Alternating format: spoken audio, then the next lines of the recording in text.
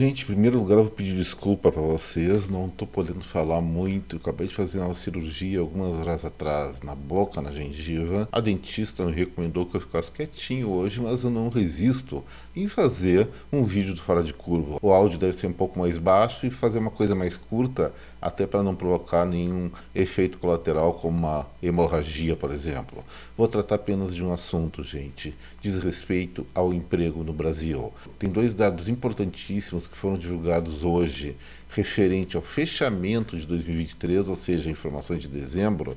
Eu quero conversar um pouquinho com você sobre isso, até para não cair naquela história de torcida contra ou a favor de resultados positivos ou negativos na economia brasileira por conta de cismas políticos. Isso aqui não me interessa, eu estou aqui para analisar a realidade. Existem sim tanto aspectos positivos como negativos nos indicadores, mas o que eu vou revelar é mais uma preocupação em relação ao futuro. Meu nome é Eduardo Starosta e esse é o canal Fora de Curva. Os dois indicadores que foram divulgados hoje, a que eu me referia, um vem do IBGE, que é a taxa de desocupação do Brasil no trimestre compreendido entre outubro, novembro e dezembro, foi uma queda do desemprego, como nós chamamos, de 7,5% para 7,4%.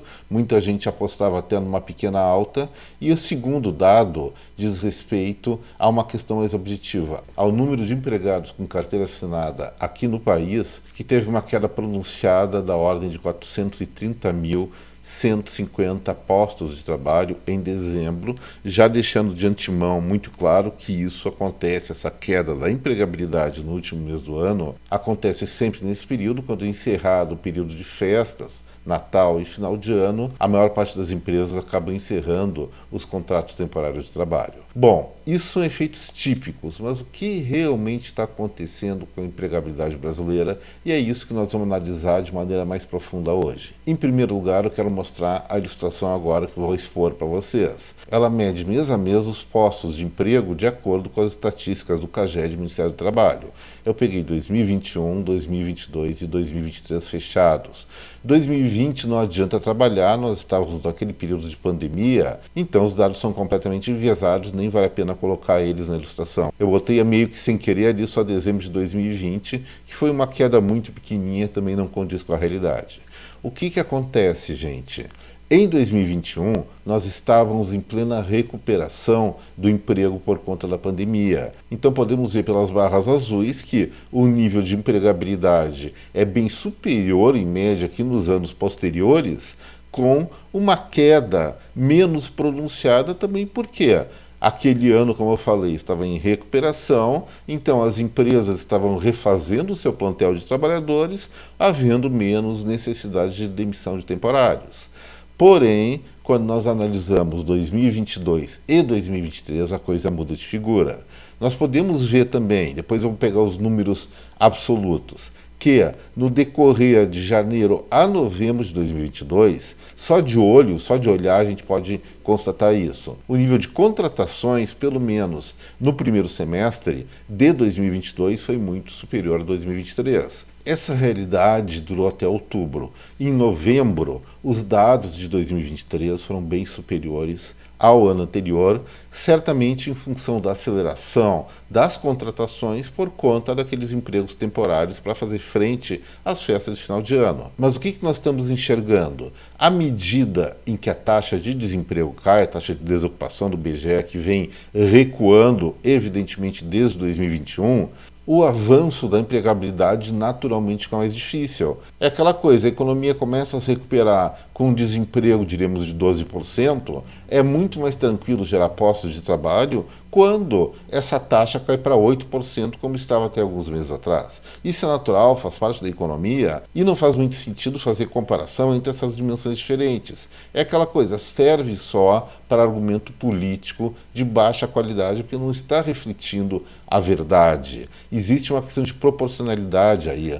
Quanto menor a taxa de desemprego, também menor vai ser o número do aumento de vagas, que tem menos pessoas dispostas a trabalhar, ou o mercado de trabalho está mais próximo de estar saturado ou de estar em pleno emprego. É isso que acontece, então não é essa crítica que tem que ser feita. Mas será que a conversa para por aí? Eu diria que não. Nós temos algumas outras informações muito mais interessantes que essa balela de argumentos políticos rasos.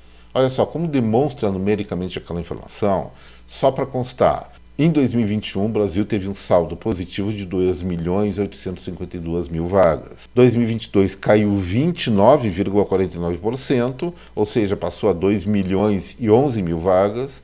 E no ano passado, 2023, portanto, essa queda foi até mais pronunciada, chegando a 1.478.000 vagas positivo.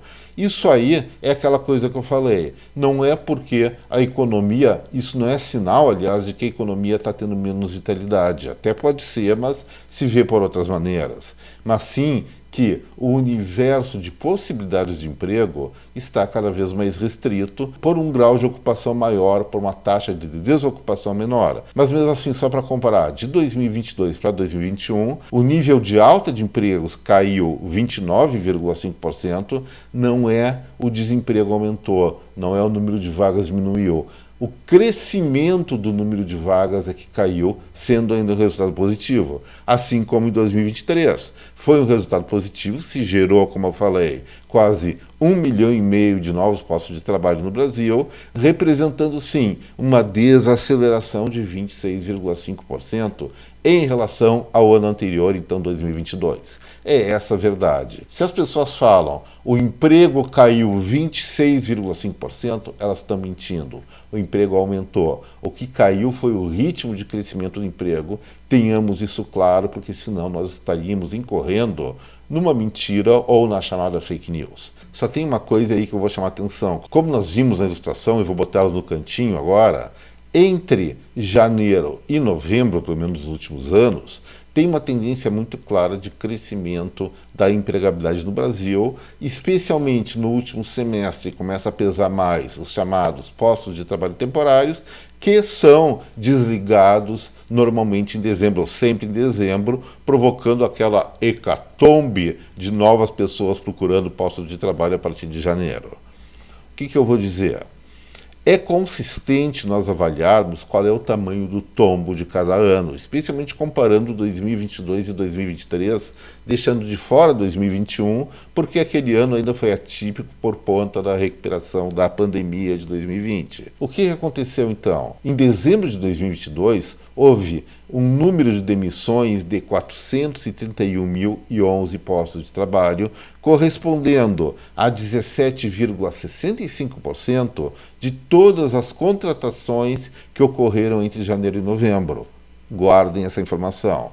17,65% das contratações que ocorreram entre janeiro e novembro. Fazendo a mesma comparação em 2023, até o saldo de demissões foi um pouco menor, foi 430.159, frente aos 431.000 do ano anterior, mas esses 430.000 corresponderam não a 17%, ou 17,65% para ser exato, mas a 22,54%, ou seja, 5 pontos percentuais a mais da intensidade de tombo do emprego. Isso sim mostra uma situação preocupante, porque se há uma proporção, se há um percentual maior de demissões em dezembro com relação às contratações de janeiro a novembro, isso indica que as empresas e os empresários estão olhando com mais desconfiança ou com menos confiança o que vem por aí, os próximos meses, o futuro, vamos falar bem claramente.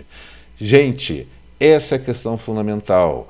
Normalmente, nesse ciclo econômico brasileiro, afora exceções recessivas muito brabas, como ocorreu na pandemia e também aconteceu lá em 2015 e 2016, existe uma dinâmica na qual, depois das demissões dos temporários em dezembro, há um processo de recuperação que se inicia em janeiro, e essa contabilidade de desempregados de dezembro vai sendo gradativamente ou paulatinamente reduzida, normalmente até abril e maio, quando o saldo de empregos do ano zerou esse déficit. O que eu estou para dizer para vocês?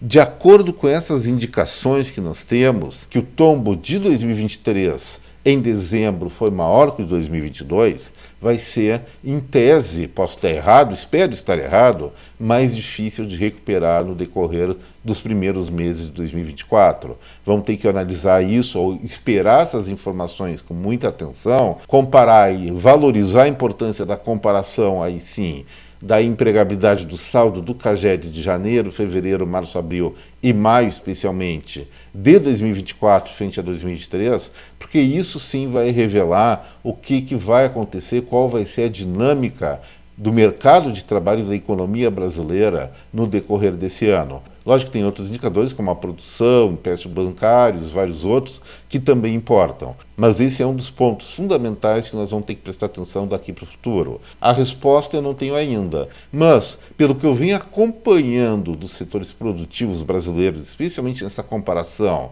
de um mês em relação ao mesmo mês do ano anterior, a economia brasileira sim está numa desaceleração e isso deve se refletir ou tende a se refletir negativamente na geração de mais postos de trabalho no decorrer desse ano. Gente, desculpa a minha fala, desculpa a minha brevidade, talvez minha subjetividade, mas eu estou com a boca anestesiada, começando a ter dor, então não vou demorar mais, não vou fazer mais delongas. Encerro o vídeo por aqui. Em consideração a esse meu esforço, espero o like, o compartilhamento do vídeo e especialmente a inscrição daqueles ainda não inscritos aqui no Fora de Curva. Um forte abraço para cada um de vocês. Deixe o meu até breve. Tchau, gente.